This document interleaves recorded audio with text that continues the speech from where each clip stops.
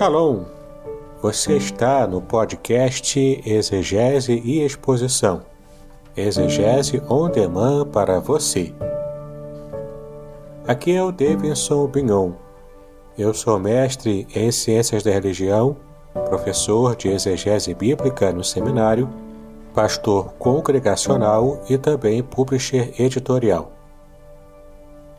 Eu ajudo pastores e líderes cristãos a fazer estudos bíblicos na igreja sem ter problemas com interpretações erradas. Então, se você está pensando em compreender a sua Bíblia com segurança, não deixe de assistir a mais episódios como este aqui. Muito bem, então assine o canal, acione o sininho, curta, comente e também compartilhe. Você poderá me dar uma força me ajudando a ampliar o alcance com os estudos bíblicos de qualidade na internet.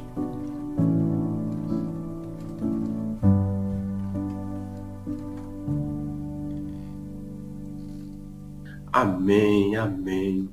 Que a glória do Senhor possa encher mais uma vez, esse dia, essa quarta-feira, a qual nós separamos para estarmos juntos, aprendendo um pouco mais da palavra do Senhor, através do estudo com o nosso amigo Pastor Davidson. E é ele que eu quero convidar nesse momento para que esteja aqui. Cadê o Pastor Davidson? Peraí, Pastor Davidson. Opa, ele aí. Opa, bom dia, Pastor Aderson, tudo bem? Tudo jóia, meu amigo, tudo tranquilo. Graças a Deus, tudo bem por aqui. Aqui em São Gonçalo, tá a benção hoje, né? Aquele friozinho, Verdade. mas não é aquele frio muito intenso. Aqui é um pouquinho mais tranquilo, mas tá fluindo. Queridos, Pastor Davidson, a partir de agora ele assume. Só fazer algumas considerações bem rápidas e ao mesmo tempo importantes, né? Primeiro de tudo é que o Pastor Davidson ele vai falar um pouquinho sobre o livro onde a gente está fazendo esse estudo e em seguida, se você tiver alguma pergunta e queira compartilhar conosco, olhe, não fique aí envergonhado, não é verdade, Pastor Davidson? Vai lá no comentário, faça sua pergunta que vai ser muito importante para nós, tá bom? Isso aí. Pastor Davidson, assume agora, fique à vontade, Deus te abençoe, meu querido. Obrigado, Pastor Aderson. Como o pastor disse, né, vou estar aqui mostrando para vocês os livros, né, que a gente está... O livro que a gente está usando como base para essa série de estudos agora, e esse aqui que é o livro anterior, da série de estudos anterior, né?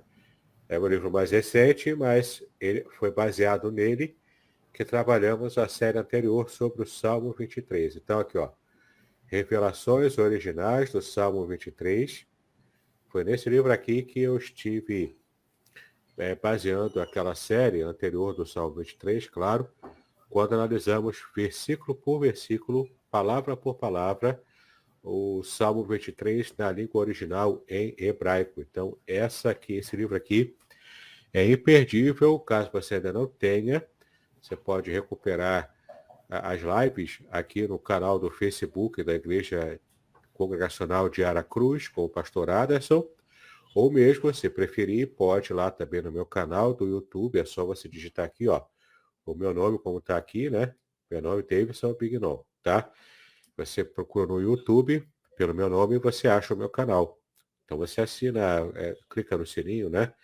E assiste os vídeos lá. Tem quase 500 vídeos no canal de estudos bíblicos, pregações, material especial, né? Podcasts, tudo para você realmente se aprofundar no estudo da palavra de Deus, tá?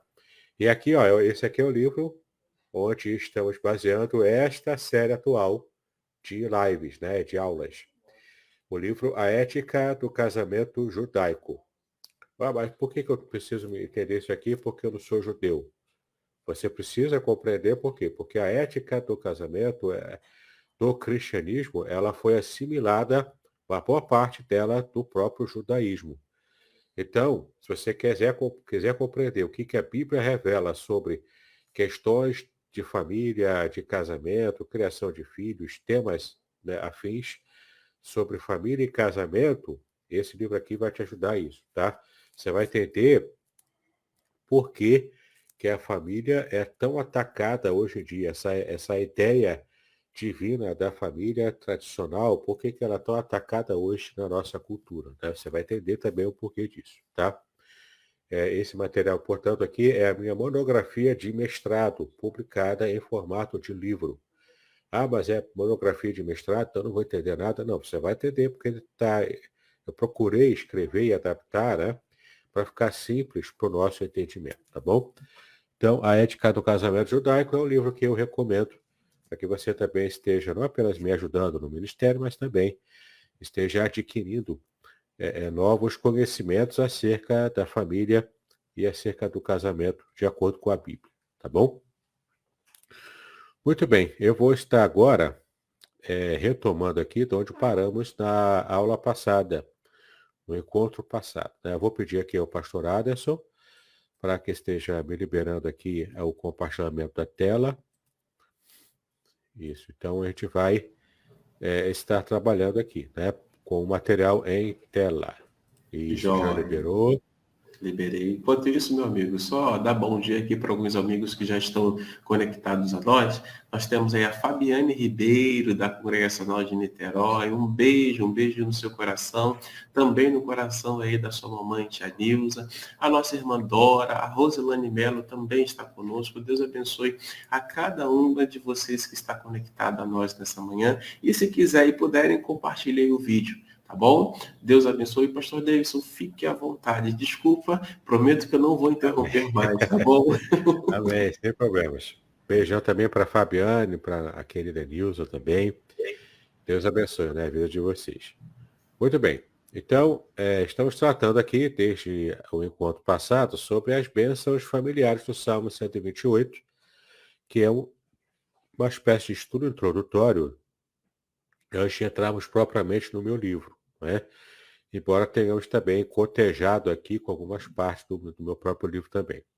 Então, na semana passada, na aula passada, nós falamos sobre a palavra família em hebraico, que é mishpachá. Falamos sobre esse conceito.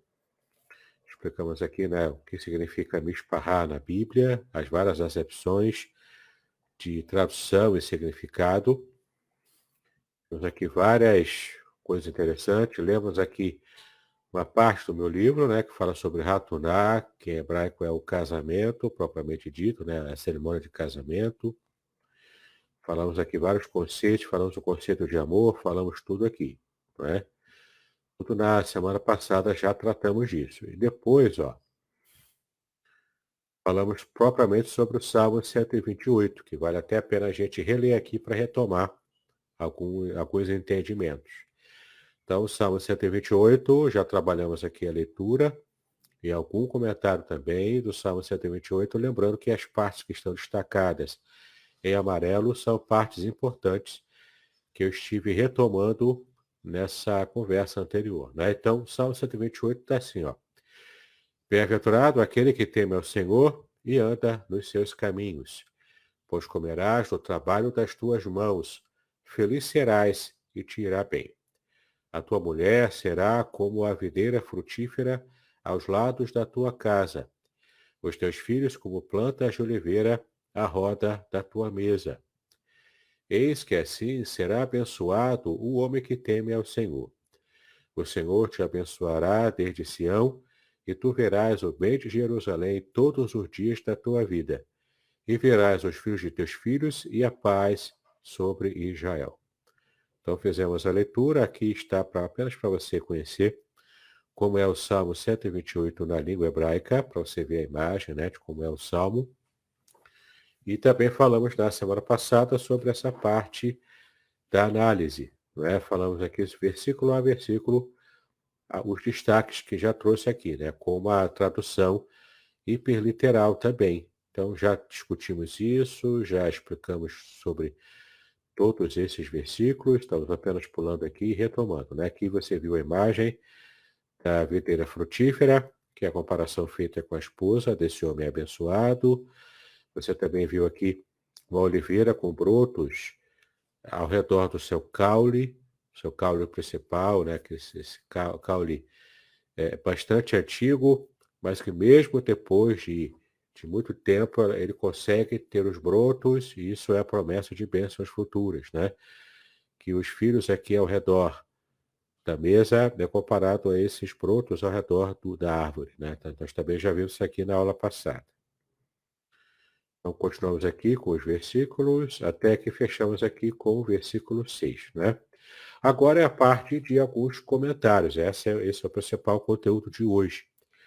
Vamos falar aqui sobre alguns comentários de tudo aquilo que vimos na aula passada. Então, se você não viu a aula passada, depois você pode retomar, pode assistir ou no meu canal do YouTube, como eu disse, ou no próprio Facebook da Igreja Congregacional de Aracruz, tá bom? Você pode retomar e então você continua a partir daqui, porque a partir de agora é realmente continuação do que vimos na aula passada. Então, mensagem para hoje. A gente está interessado em saber quais as informações ou qual o tipo de mensagem que podemos resgatar e trazer, fazer essa ponte, né? Com os critérios, com os princípios bíblicos do que vimos no Salmo 128 lá atrás, lá para a época do rei Davi, e podemos então trazer para o dia de hoje e como que esses princípios espirituais vão abençoar a nossa vida, não é? Então, muito bem, este é um salmo de sabedoria. O Salmo 128 é um salmo de sabedoria. Tem vários tipos de salmos, né? Se você não sabe, existem 5 livros de salmos na Bíblia, né? São partes do livro de salmos como um todo, mas são 5 partes que esse livro de salmos é dividido. Então, temos, durante vários livros, temos temas, né, específicos. O Salmo 128, ele é classificado como um salmo de sabedoria. Por quê? Porque ele trata de questões que envolvem sabedoria em família, tá? É, portanto, um salmo de sabedoria que trata sobre família. Então, este é um salmo de sabedoria, cuja mensagem central é que o homem que se devota a Yahweh, Yahweh aqui é o modo como os especialistas hoje têm a tendência de perceber que é a sonoridade e a pronúncia do nome do tetragrama sagrado. Para quem quiser saber um pouco mais sobre isso, no meu canal do YouTube eu tenho uma playlist de vários estudos que eu fiz já há algum tempo sobre os nomes de Deus em hebraico. Ali eu também explico sobre Yahweh, que é o modo como nós falamos hoje o tetragrama, né? Antigamente se falava Yahvé, já chegaram até a fazer uma espécie de aportuguesamento, né? E falando Jeová. Mas como aparece, né, no original em hebraico, é o tetragrama sagrado que falamos hoje, Yahweh. Bom, então o tema central é esse, né? O homem que se devota a Yahweh terá numerosa e próspera família como recompensa. Esse é o princípio geral. Lembrando que para a cultura bíblica, na época, o sinal de felicidade para o homem era ter uma chácara para cuidar, com plantações, com animais também, né, que ele cuidava, ter uma família grande, com muitos filhos, uma esposa abençoada. Então, isso era sinal de felicidade, né? Ter essa terra para cuidar, ter uma família numerosa e ser feliz de um modo geral, né? Muito bem. Então, esse homem abençoado por Deus, que é descrito no Salmo 128, ele, portanto, tem essa característica, né? Ele se devota a Yahweh, ou seja, ele é servo de Yahweh, leva a sério essa questão do relacionamento em aliança com Yahweh, e como resposta dessa devoção, como resposta desse temor a Yahweh que ele demonstra ao longo da sua vida, ele, portanto, terá numerosa e próspera família, com recompensa dessa atitude, não é? Em contraste com o ímpio. O ímpio que não se importa com Yahweh, que não está nem aí para servir a Deus, ele não vai ter as bênçãos que esse homem aqui vai ter, né? Bom, este salmo é como uma sequência ao Salmo 127, que também é um salmo de sabedoria e também um salmo sobre a família, tá bom? Então, o Salmo 128 pode ser lido como um complemento do Salmo 127, que estão bastante colados, né? Estão bastante ligados um ao outro. Muito bem. Comentários, então, sobre o nosso Salmo 128. Então, Salmo 128, versículos 1 e 2, nós temos aqui esse resumo, né, esse título, um homem diante de Deus. Então, como que a gente vai entender que o homem deve se portar diante de Deus de modo a agradá-lo, né? Então, esses 2 versículos iniciais falam para a gente isso. Os ingredientes da verdadeira felicidade não se acham inacessíveis. Ou seja, de modo assim, muito prático, né? Muito simples até, que eu posso resumir para você. Se você quiser ser feliz como uma pessoa, um ser humano, não é você ter liberdade para fazer tudo o que der na sua cabeça. Isso não é sinônimo de liberdade. Muito pelo contrário. Muitas vezes a gente, durante uma fase da nossa vida, a gente escolhe que eu vou ser feliz de um jeito assim, assim, assado.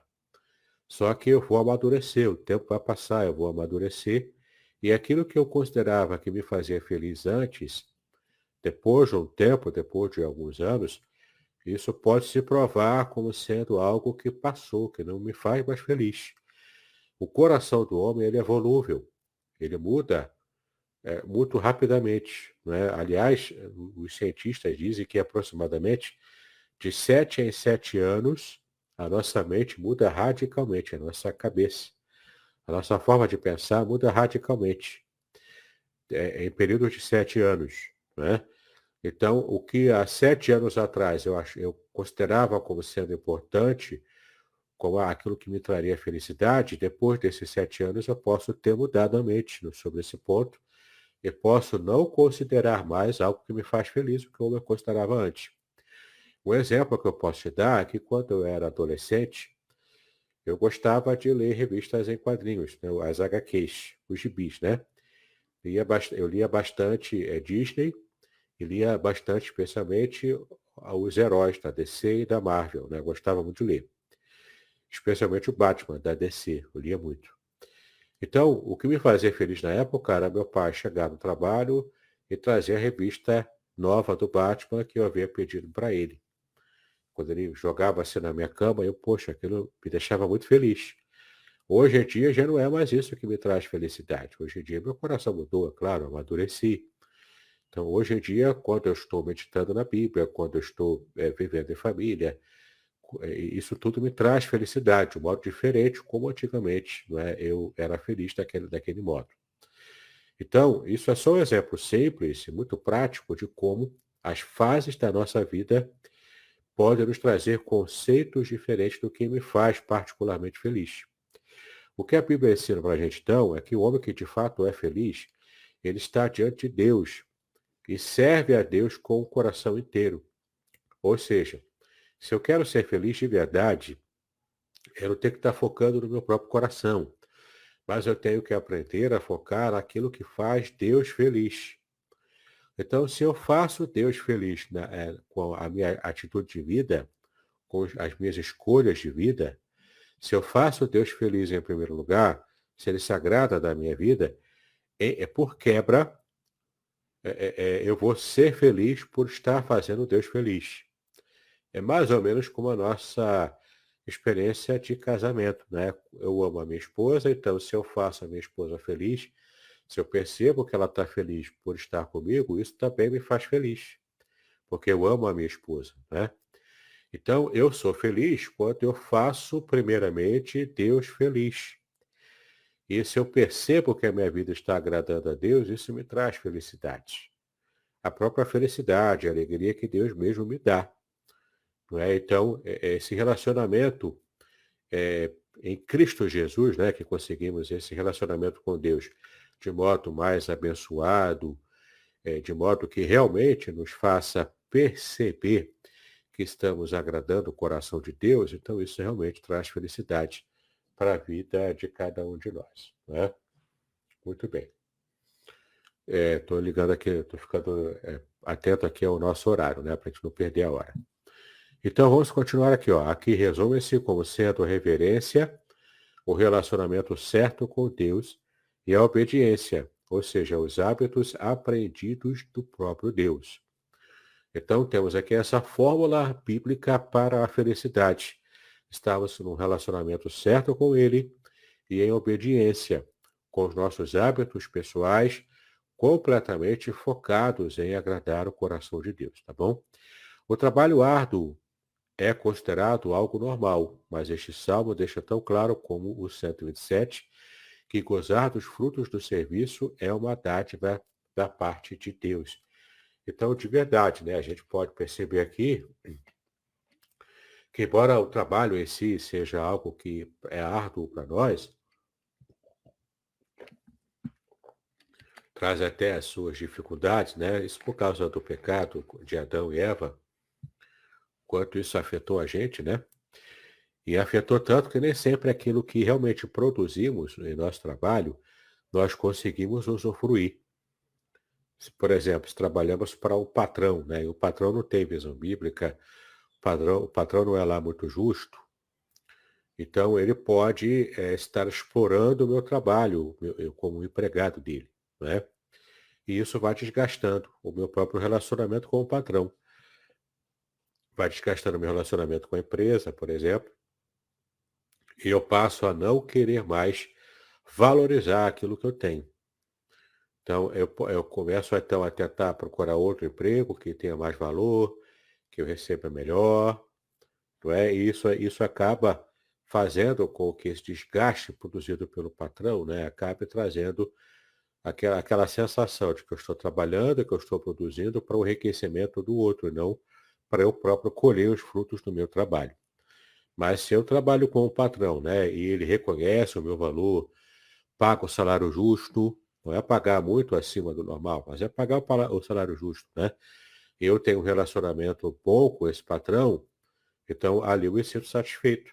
E a tendência de eu querer buscar um outro emprego, uma outra empresa, começa a perder o sentido, né? Porque eu vou estar satisfeito e eu estou conseguindo abençoar a minha família. Então é mais ou menos essa ideia, né? Quanto eu consigo ter essa sensação, e a sensação é real, de que eu estou trabalhando, sim, o trabalho é árduo, sim, mas eu estou conseguindo colher totalmente os frutos do meu próprio trabalho, não é? Que é bem diferente do trabalho escravo, por exemplo, o trabalho de exploração pessoal. Então, esses dois primeiros versículos falam para nós sobre isso, né? Falam para nós sobre essa questão de eu estar realmente comendo do trabalho das minhas mãos, né? Essa é a promessa de bênção que o Salmo 128 já começa trazendo para aquele que se dispõe a temer a Deus. Também já vimos aqui, né, que temer a Deus não é apenas a questão de ter medo, mas também envolve um pouco de ter medo da própria ação divina, né? Porque, como eu expliquei na aula passada, quando nos relacionamos com Deus, não estamos nos relacionando com alguém de igual para igual, não é de igual para igual. Entende? Embora Deus esteja acessível a nós, como foi revelado pelo próprio Senhor Jesus, que trouxe no Novo Testamento essa ideia de Deus como Pai. Não é que no Antigo Testamento não tivesse essa ideia de Deus como Pai, tinha também, mas não era a ênfase.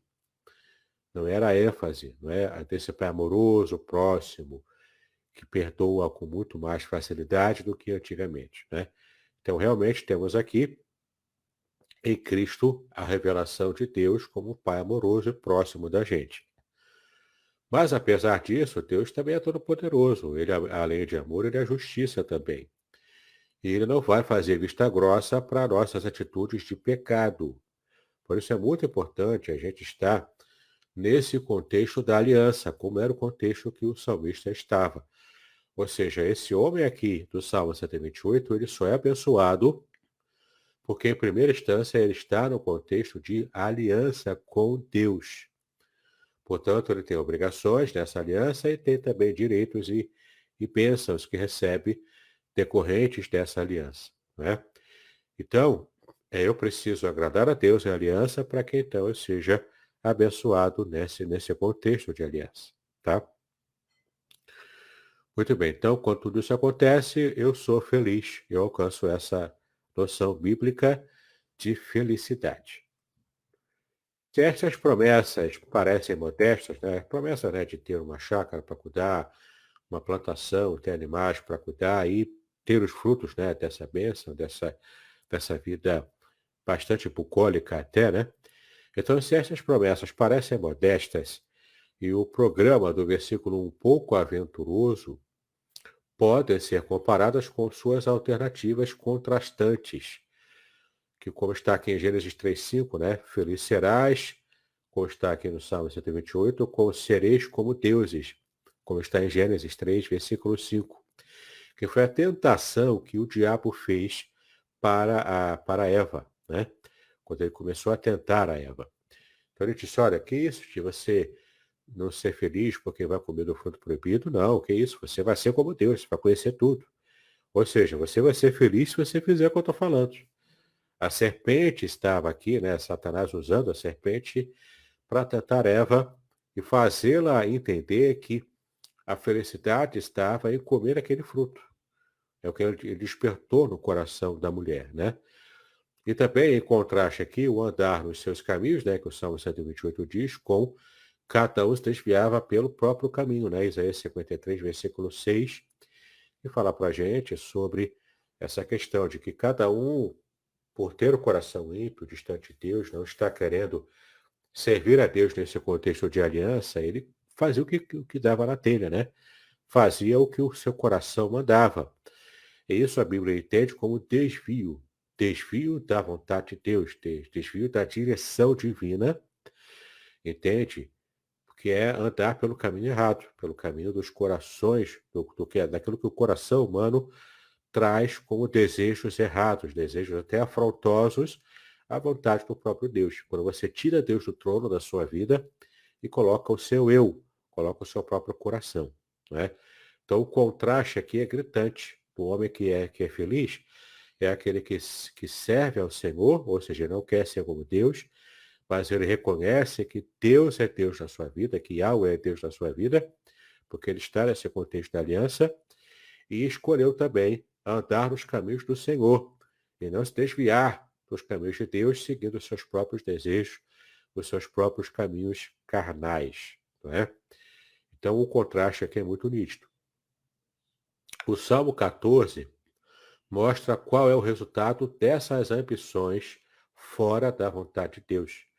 Eu vou dar um jeito de sair aqui para poder mostrar para vocês o que está no Salmo 14, que ele está indicando aqui a leitura, né? O nosso slide indicou a leitura. Eu estou abrindo aqui um programinha de Bíblia, estava aqui no Salmo 128, né? Mas eu vou abrir aqui o Salmo 114, o Salmo 14, aliás, né? Que já está aqui na tela, para a gente conhecer o que ele diz sobre o tipo de resultado que os caminhos maléficos trazem para o homem, né? Aqui, ó, o título, né, que foi dado aqui é a corrupção do homem. O Salmo de Davi para o músico mor, né? Esse é o título que está no original em hebraico. Esse título aqui, a corrupção do homem, não está no original em hebraico, tá? Disse o nécio no seu coração. Nécio é aquele que não conhece a Deus, né? Não há Deus. Tem-se corrompido. Fazem-se abomináveis em suas obras, não há ninguém que faça o bem. Aqui, então, é a perspectiva de quem não quer servir a Deus, tá? Versículo 2. O Senhor olhou desde os céus para os filhos dos homens para ver se havia algum que tivesse entendimento e buscasse a Deus. Desviaram-se todos e juntamente se fizeram imundos. Não há quem faça o bem, não há sequer um. Não terão conhecimento os que praticam a iniquidade, os quais comem o meu povo como se comessem pão e não invocam ao Senhor. Ou seja, que a liderança aqui está devorando o povo como se devorassem pão, né? Ou seja, estavam nessa atitude de trazer maldade para o povo, porque não tem o temor de Deus, né? Ali se acharam em grande pavor, porque Deus está na geração dos justos, ou seja, numa geração onde há impiedade, existe pavor, enquanto que Deus está na geração dos justos, né? Ele está abençoando os justos nessa sua geração. Vós envergonhais o conselho dos pobres, porquanto o Senhor é o seu refúgio. Ou seja, os pobres passam muito mais necessidade quanto há ímpios dominando. Agora, quanto o Senhor é o refúgio desse pobre, ele então é consolado e também abençoado, né? Ó, se de Sião tivera já vindo a redenção de Israel, quando o Senhor fizer voltar os cativos do seu povo, se regozijará Jacó e se alegrará Israel. Então você percebe aqui que o Salmo 14 está no contexto de aliança, né? Podcast Exegese e Exposição. Exegese on demand para você.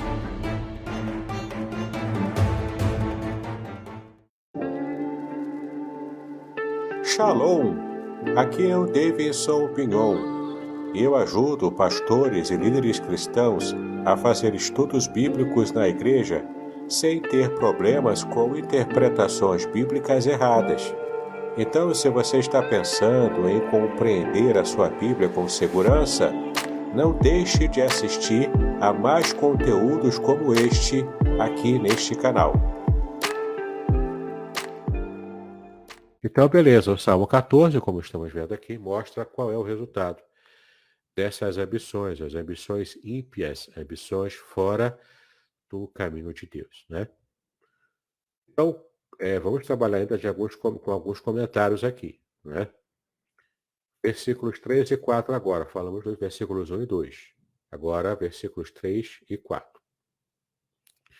Esses dois versículos aqui vamos tratar do círculo familiar, que é o que de fato o Salmo 128 trata. Nos dois primeiros versículos ele fala do homem abençoado, do indivíduo abençoado. Agora, o foco está nesses dois versículos aqui, versículos 3 e 4, no círculo familiar. Ou seja, o homem não é abençoado apenas individualmente, mas é abençoado em seu círculo familiar, tá? A videira, como nós vimos, era símbolo não somente da frutificação, aqui aparece explicitamente assim no Salmo 128, né? A mulher frutífera, ou seja, a mulher que dava muitos frutos, né? Muitos filhos para o seu marido. E também é tratado também em termos de encanto nupcial, ou seja, a esposa não apenas é frutífera, porque dá muitos filhos ao marido e tem essa parte prática, né, da vida antiga, quanto também a frutificação da videira era símbolo do encanto nupcial, ou seja, desse encanto no próprio casamento. O marido está sempre encantado com a esposa. Aliás, por exemplo, se você for ler o texto de Gênesis, que fala, né, que Deus, que Noé, porém, achou graça diante de Deus, né, no contexto do dilúvio, ou seja, toda a geração do dilúvio estava corrompida. A maldade, a violência, a impiedade em geral. Lá em Gênesis capítulo 6 você vai ver isso, né? Mas o texto diz claramente lá, Noé, porém, achou graça diante de Deus. A palavra graça em hebraico é ren, que curiosamente, ren na organização das palavras, né, é escrita com duas letras em hebraico, duas consoantes hebraicas, que é a consoante het e a consoante nun no final, não é? A palavra Noar, que é Noé em hebraico, tem essas mesmas consoantes, só que invertida, um espelhamento aqui. Noar são as mesmas consoantes, het e nun, só que começando com nun e terminando com het. Então, Noar, Noé e graça, ren, estão espelhadas no texto de Gênesis capítulo 6.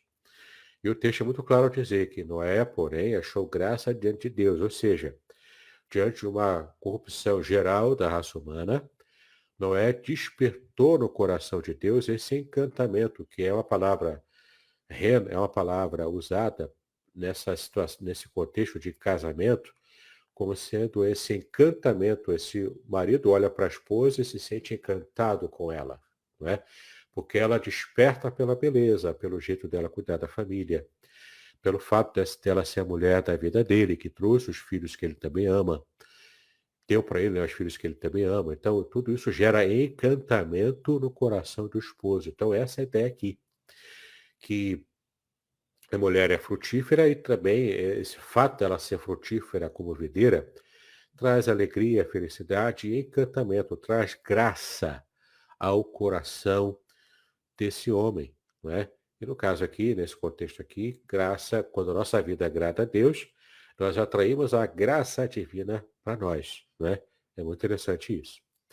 Então, a videira era símbolo não somente de frutificação, como também de encanto nupcial e da própria festividade em si. A felicidade, a festividade, ou seja, uma família que tem festa é uma família feliz. Uma família feliz é uma família que encanta o coração de Deus, né? Então, ela está sempre à festa, porque a encantar a Deus, servir a Deus, ser abençoado por Deus, traz alegria ao nosso coração. Isso é festa, né? A palavra expressiva que se traduz no interior da tua casa, como nós também já vimos na aula anterior, que se refere diretamente à esposa e não à videira, se contrasta marcantemente com aquilo que se diz da esposa promíscua de Provérbios 7:11. E aqui tem um detalhe importante, né? Vale a pena sairmos novamente daqui e irmos lá para Provérbios 7, versículo 11. Você vai ver que o contraste dessa mulher abençoada no contexto da família abençoada, né? Em contraste agora com a mulher que não tem prazer em servir a Deus, a mulher que não é abençoada, uma prostituta, né? Conforme o Provérbios 7:11 diz, olha só, essa mulher prostituta, mulher da vida, né? Ela estava alvoroçada e irrequieta. Olha como está aqui, ó. Não parava em sua casa os seus pés. Mulher que bate muita perna, que fica muito na rua, que não tinha prazer em estar na própria casa, tendo o seu cantinho lá, né? O lugar onde, bem reservado lá na sua família, onde ela guardava os seus pertences. Ou seja, ela cuidava bem da casa, né? O contraste é gritante com a mulher da vida, a mulher da rua. Mulher que não para em casa, né? Mulher que não tinha o temor de Deus. Então, é muito interessante quando a gente percebe aqui esse tipo de própria atitude, né? Aqui do slide atual. Aí já volta onde a gente estava, né? Então, veja o contraste, né? Dessa mulher abençoada, que ela compõe esse contexto de bênção no círculo familiar para o seu marido e para ela também, né? Ela tem lá um cantinho reservado na sua casa, lá no interior, onde ela guarda os seus pertences pessoais, e isso é sinal também de felicidade, porque se respeitava a intimidade dessa mulher, né? Em contraste com o Provérbio 7:11, que mostra essa mulher promíscua, mulher que só vive na rua, que bate perna, que não para em casa, né? No contexto bíblico antigo, essa mulher muito rueira, ela era atrelada a essa ideia de mulher da vida, mulher promíscua, né?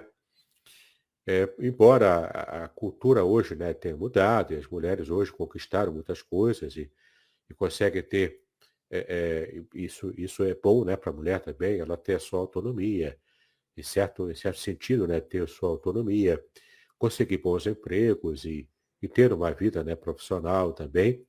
Isso foi uma conquista e é bênção para a mulher, tá bom? Eu não estou criticando essa postura mais atual, né, das mulheres ocidentais.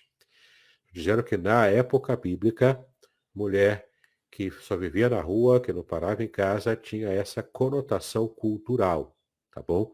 A sociedade via essa mulher como mulher promíscua, porque era uma atitude de promiscuidade. Hoje em dia, a mulher pode ter naturalmente o seu emprego, pode ter o seu trabalho, pode se realizar profissionalmente, sem descuidar da família, sem descuidar do casamento, dos seus filhos, né? Dá para fazer sim. É uma jornada dupla, até tripla. Mas algumas mulheres conseguem tirar de letras, né? Esse tipo de esforço para também se realizar do ponto de vista profissional, ok? O problema é quando há exageros nessa área. Isso traz infelicidade para a mulher quando ela não consegue dar conta direito de tudo que ela se propõe fazer, né? Então ela precisa se autoavaliar e ver o equilíbrio, achar o equilíbrio na sua própria atitude e sua busca de realização pessoal do ponto de vista profissional também, ok? Muito bem. O Salmo 128. No Salmo 128, a qualidade atraente desta esposa é totalmente acompanhada pela sua fidelidade. Fidelidade primeiramente a Deus fidelidade ao seu marido e ao lar, de modo geral, né? A fidelidade aos filhos. Então, quando a mulher não perde, ela tem um marido, tem um filho, tem uma família para cuidar, e ela negligencia isso, isso não traz felicidade ao coração dessa mulher. Pelo contrário, né? Ela está atraindo muitos problemas para a sua própria vida.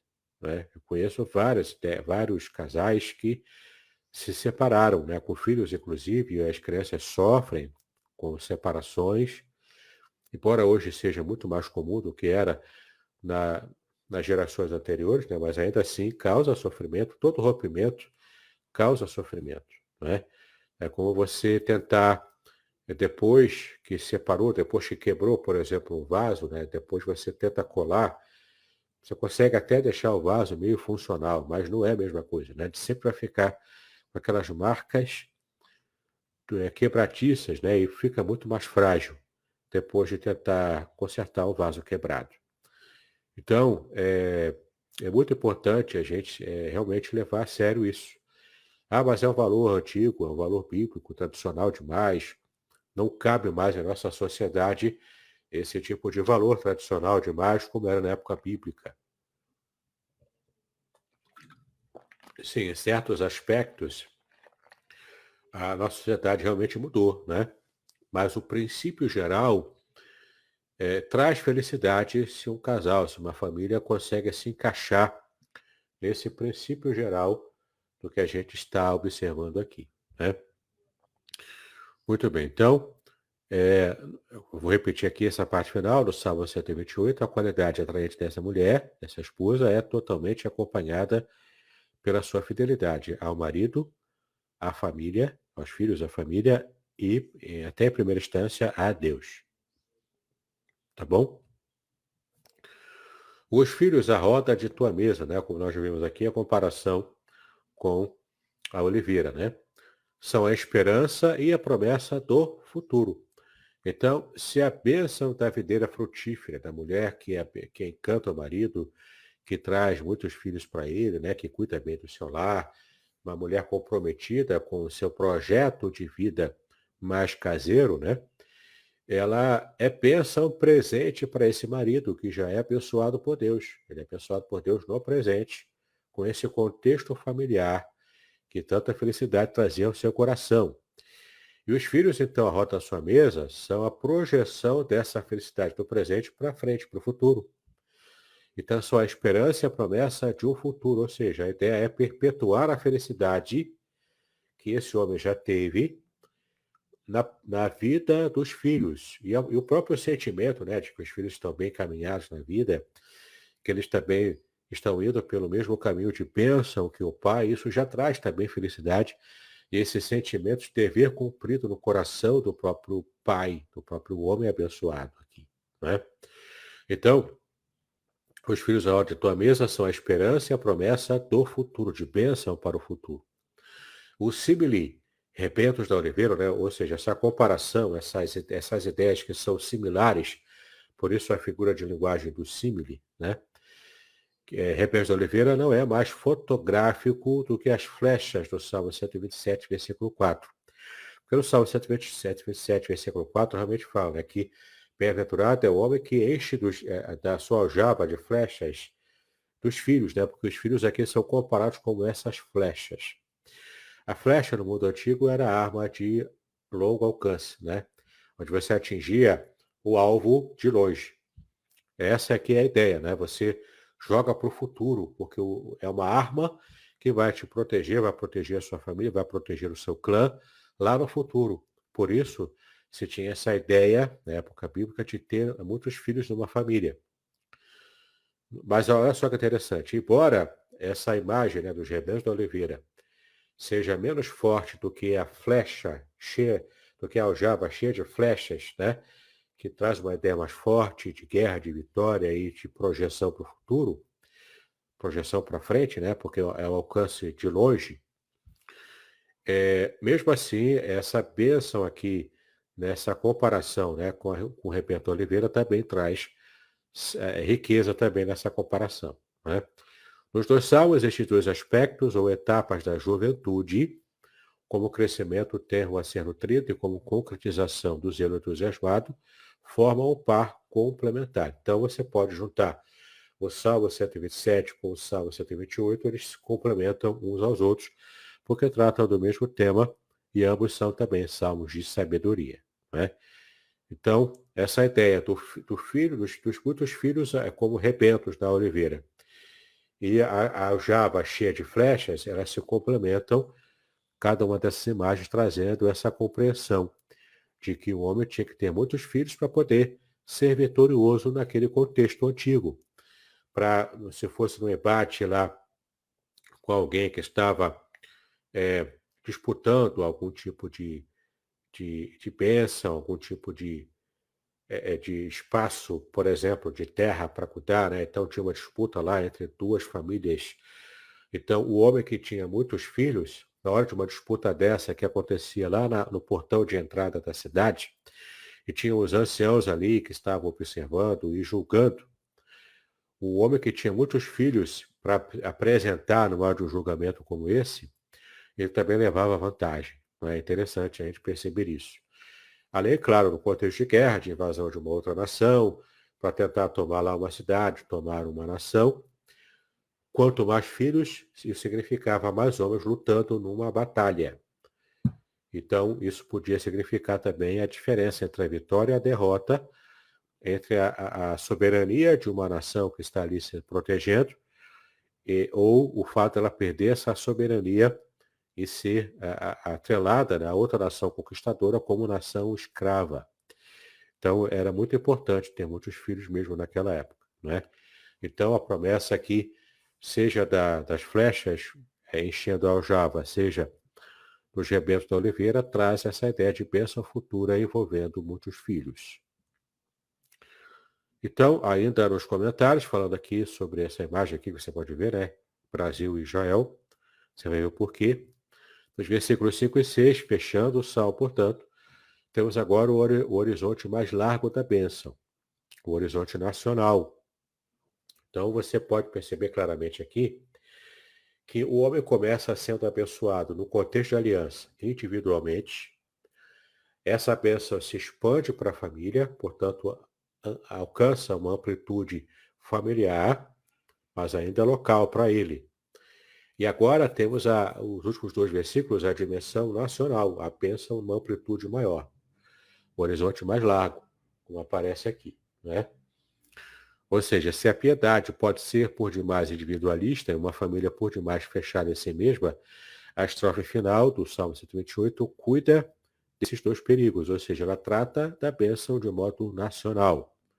Sião, onde os fiéis se reúnem, é onde tu, o indivíduo, pode achar uma bênção. E o futuro da sua família está ligado ao bem-estar de Sião e com o de Israel. Ou seja, quais são os estágios da bênção divina? Deus abençoa primeiro o indivíduo. Esse indivíduo feliz, completo, também vive no contexto de família feliz e completa. Então esse homem feliz está formando um núcleo familiar feliz. Vários núcleos familiares felizes formam uma nação completamente feliz. Por isso que o outro salmo diz, né, bem-aventurado, feliz é a nação, cujo Deus é o Senhor.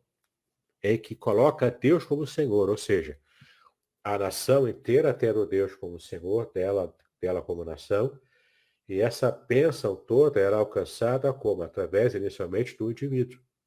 O indivíduo é abençoado, ele tem uma família abençoada, e várias famílias abençoadas formam uma nação abençoada. Entende por que Satanás tem tanta gana para atacar nossa família? Porque o nosso projeto familiar faz parte desse projeto maior de bênção nacional e até internacional. Né? Uma família inteira, imagina uma nação inteira, sendo serva de Deus e sendo abençoada claramente por Deus, sem sombra de dúvida, serve de exemplo e também de bênção para as outras nações. Serve de farol, serve de luz para as outras nações, até pagãs. Né? E serve de testemunho também das bênçãos do Senhor para esses povos pagãos. No Novo Testamento, há o que talvez seja um eco da exclamação final, paz sobre Israel. Né? Em Gálatas 6,16, aparece esse eco, né, sobre a paz. Não vou abrir aqui, porque o nosso tempo já está estourando quase, mas você pode perceber que em casa, depois com calma, Gálatas 6,16 fala sobre paz. Né? Ali não é uma frase vazia. Resume a preocupação urgente de Paulo no sentido de o povo de Deus não erguer barreiras entre si, mostrando-se, pelo contrário, verdadeiros cidadãos da Jerusalém lá de cima, né? Jerusalém. Aliás, Jerusalém em hebraico é cidade da paz, tá bom? Muito bem. A metrópole de todos nós, né? Que é a metrópole celestial. Esta continua sendo uma oração digna de ser ecoada, sim. Precisamos orar pela paz, não apenas de Israel, que era a nação do salmista, portanto ele orava pela sua própria nação. Nós também devemos orar pela nação de Israel, no sentido de que ela é o foco das bênçãos de Deus para o mundo inteiro. Então, precisamos sim ver com carinho o nosso relacionamento, inclusive com o povo de Deus, o povo de Israel. Mas também trazer para a nossa própria experiência. A bênção aqui também acontece para a nossa nação. Não é? Temos que orar para a nossa nação, especialmente nesse ano 2022, um ano bastante difícil em termos de política, um ano muito controverso, não é mesmo? Está uma eleição polarizada que vai acontecer em outubro desse ano. Você e eu, como servos de Deus, temos que orar pela nossa nação. Há muito em jogo nessas eleições, tá bom? O futuro da nossa nação nunca esteve tão dependente das bênçãos de Deus em primeiro lugar e depois também do modo como nós agimos com convicção e com responsabilidade, né, nesse período de escolha de novos líderes para a nossa nação. Então, temos que levar a sério, temos que orar e estudar bem também, né, para que saibamos votar certo no início de outubro, no dia das eleições. Então, essa aqui é a bibliografia do que estudamos, do que usamos para preparar esse material, não é? Você pode também adquirir, né? Você pode perceber que eu usei aqui meu livro, A Ética do Casamento Judaico, ok? Muito bem, terminamos aqui a exposição, deixa eu tirar aqui, né, a nossa tela. Muito bem, agora estamos aqui abertos para conversar nessa fase final aqui com o pastor Aderson. Joia, meus amigos, bom dia aí, os que chegaram depois, como a Lorena. Eu estou aqui um pouquinho sem graça, porque de vez em quando vocês vão ouvir um barulho. É que nos fundos de onde eu moro, tem um depósito de material, então eles estão passando por revitalização, né? O piso era chão batido, agora eles estão colocando aí uma espécie de bloquete. Então, eles estão passando a máquina. Então, a máquina, de vez em quando, faz aquele barulhão. Mas aí, algum irmão tem alguma pergunta? Enquanto você se prepara aí para fazer sua pergunta, caso as tenha, pode fazer aí mesmo no chat. Eu achei muito interessante algumas colocações que o pastor Davidson nos fez, e eu vou chamar, como sempre, vou chamar de pepita de ouro. É que todos nós buscamos por felicidade, não é verdade? E todo cristão também quer ser abençoado enquanto família e etc. Em todas as dimensões, podemos dizer assim. E aí, quando a gente olha para aquilo que ele comentou hoje e a ideia que ele foi construindo com base na Bíblia, tanto na semana passada quanto essa, é de que o homem ele só vai ser abençoado se ele estiver em aliança com Deus. Perfeito. Não existe outra possibilidade de ser abençoado. Eu vou até acrescentar algumas outras palavras, como ser próspero, como ser bem-sucedido. E quando eu falo ser próspero, eu não estou olhando apenas pelo viés de bens materiais, mas de uma forma plena, né? Então tem a ver aí com entrar em aliança com Deus, estar em aliança com Deus, e essa aliança deve ser refletida através da obediência. É isso mesmo, pastor Davis? Isso, então é esse jogo, né? Porque não é, por exemplo, o Estado ou o país trazendo bênção para o indivíduo, é o contrário. O indivíduo é abençoado no seu relacionamento com Deus, Essa bênção se reflete no âmbito mais interior dele, que é a família, e várias famílias abençoadas formam uma nação inteira abençoada. Então, parte do indivíduo e chega até a nação. E não o contrário, né? Como algumas pessoas acham, né? Que a nação que tem que ser abençoadora e ela alcança o indivíduo com o estado gordo, o estado, né, rico, cheio de dinheiro. Não é esse o objetivo bíblico, entendeu? É o contrário. Deus abençoa o indivíduo que está em relacionamento com ele abençoa a família, e a família abençoada forma, várias famílias abençoadas formam uma nação abençoada.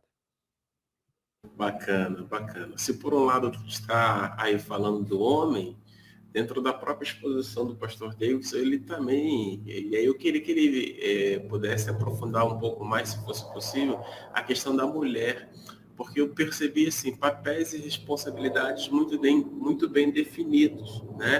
No Isso. sentido de o homem tem que entrar com a aliança, embora a mulher também precise estar em aliança, mas ele Tem, fala a claro, todo mundo, a respeito da família inteira. mulher como videira, né, exatamente. Fala um pouquinho mais sobre isso, querido.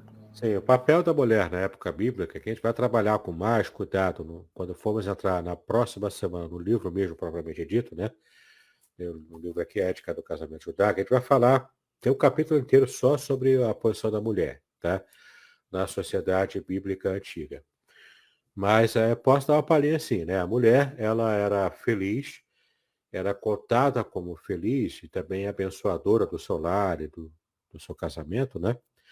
Quando ela dava muitos filhos para o marido, especialmente se fossem filhos homens, que a contagem era melhor, por quê? Porque tinha um contexto, era um contexto de guerra. As nações estavam sempre tentando expandir e alcançando outras nações como escravas, né? Como nações escravas. Então, era muito importante ter mais filhos homens, muitos filhos homens, para poder serem soldados. Mulheres da época não lutavam nas guerras. Mulheres ficavam em casa, preservando a família, enquanto o homem estava lá lutando. Desde muito jovem, ele era preparado para lutar nessas batalhas, né, antigas. Então, é por isso que se tinha esse valor da mulher estar em casa, estar cuidando da família, e caso o homem morresse na guerra, ela ficaria em situação difícil, né? Mas ela, se tivesse filhos, especialmente filhos homens ainda criança, ela pelo menos tinha esperança de no futuro ser amparada pelo filho, né? Se caso isso não acontecesse, ela tinha que voltar para a casa dos pais, para a família de origem. Caso a família tivesse também morrido ou não quisesse abençoar essa mulher viúva, ela, em uma situação muito extrema, ela passava fome e até se tornaria prostituta, ou mendiga ou prostituta. Muitas prostitutas na época bíblica se tornavam por situações assim de tragédias familiares, e ela não teve outra opção a não ser fazer isso. Mas é claro, também tinha, assim como hoje, né, também tem aquela que tem esse tipo de vida por opção, né? Porque é promíscua mesmo, tem a mente já promíscua e acaba sendo mulheres assim, né? O que é claro que tem que fazer a diferenciação, que é muito diferente da mulher hoje, que é mais independente. Não quer dizer que ela esteja contra Deus por estar sendo um pouco mais independente. Não, não é isso. Não é esse o foco, tá? Ninguém aqui quer reverter algumas conquistas positivas até do movimento feminista. Ninguém quer reverter isso, tá? Eu estou dizendo que não é bênção. É bênção sim para a mulher.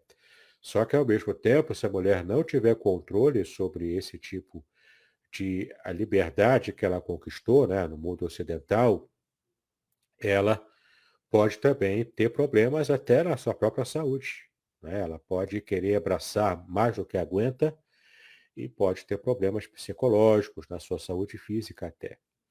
Pode adquirir uma estafa, uma depressão profunda.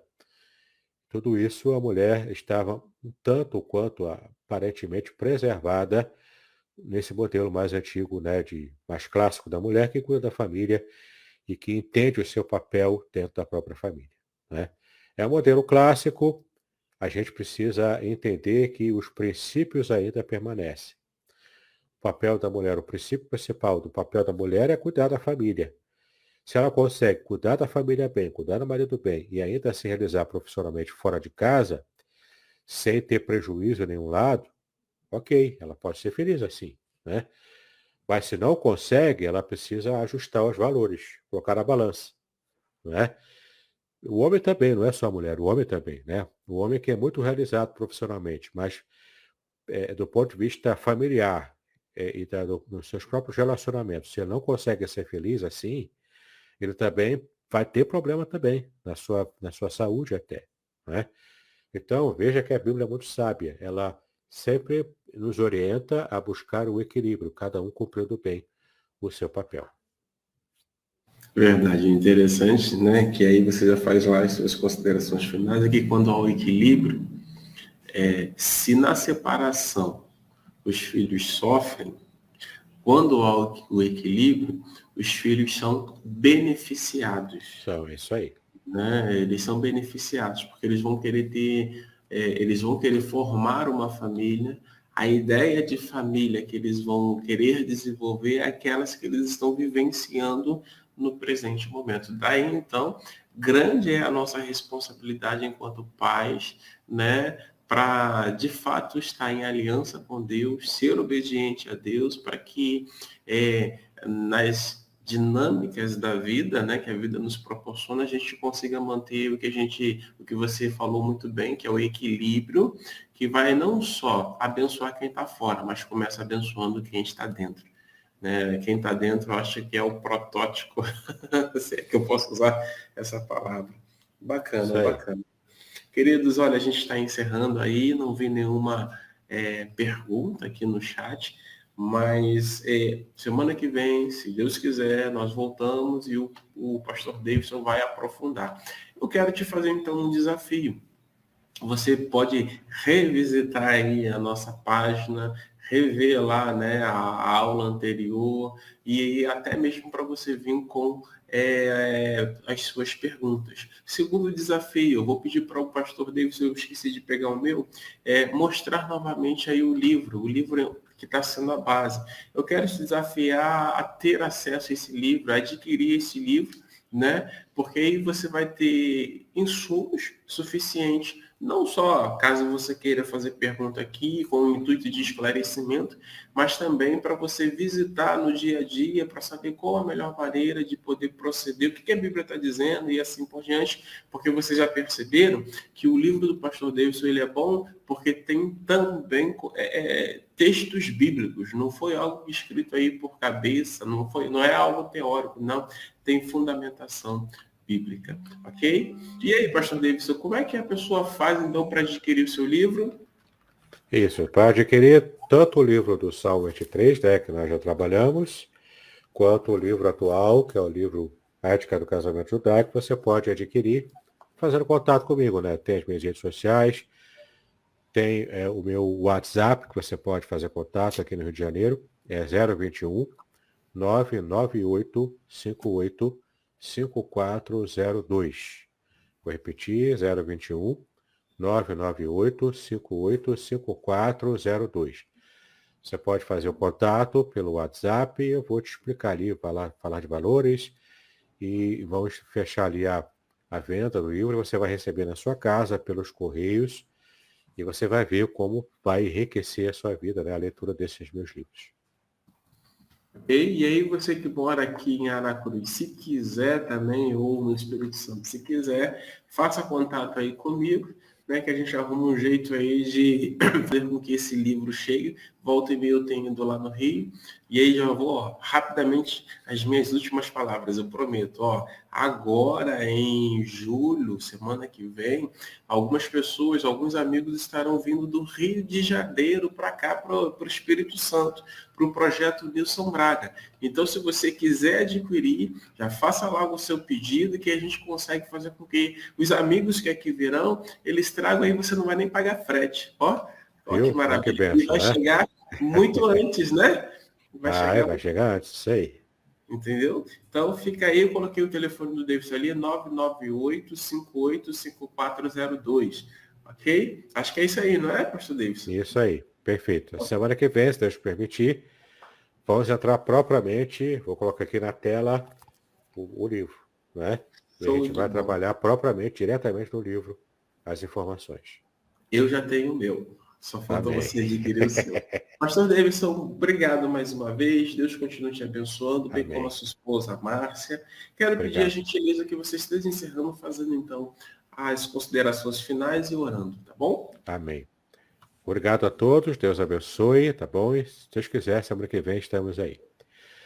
Pai, nós te exaltamos pelo privilégio que temos de estar aqui, ó Pai, mais um estudo, agora fechando, ó Pai, tudo o que nós pudemos perceber no Salmo 128, a bênção que foi, ó Pai, entendermos os princípios bíblicos que envolvem a vida familiar, no modelo bíblico, modelo antigo, e também o quanto podemos trazer para nós hoje esse modelo adaptado à nossa realidade no século XXI, no mundo ocidental.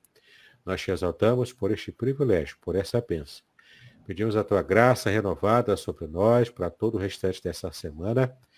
E se tu permitires, ó Pai, na próxima quarta-feira, estaremos aqui trazendo ainda mais conteúdo bíblico para abençoar as vidas. Então, cuida de todos nós, assim te agradecemos e pedimos, em nome de Jesus, hoje e para todos sempre. Amém e amém. Amém, amém. Queridos, até então, amanhã nós teremos Manhã com Deus, a partir das 7 horas da manhã, na sexta-feira também. E na próxima quarta-feira, o pastor Davidson estará conosco mais uma vez. Quero te incentivar a compartilhar essa live e a trazer um amigo virtual. Olha aí, hein? Traga um amigo virtual para participar aí dessa live. Um grande beijo. Tchau, tchau. Um abraço, queridos. Tchau, tchau. Muito bem, agora o que eu gostaria de ver é a sua participação. Entre em contato comigo, compartilhe a sua experiência comigo e quem sabe até se você enviar em formato de áudio, eu possa aproveitar a sua experiência para apresentar no próximo episódio do podcast Exegese e Exposição. Eu sou Davidson Bignon e eu ajudo pastores e líderes cristãos a fazer estudos bíblicos da igreja, sem terem problemas com interpretações erradas. Se você então está pensando em compreender a sua Bíblia com segurança, não deixe de assistir a mais episódios como este aqui. Então, assine o canal, acione o sininho, curta, comente e também compartilhe. Ajude-me a ampliar o alcance com estudos bíblicos de qualidade na internet. Que Deus abençoe os seus estudos, paz e bênção sobre a sua vida.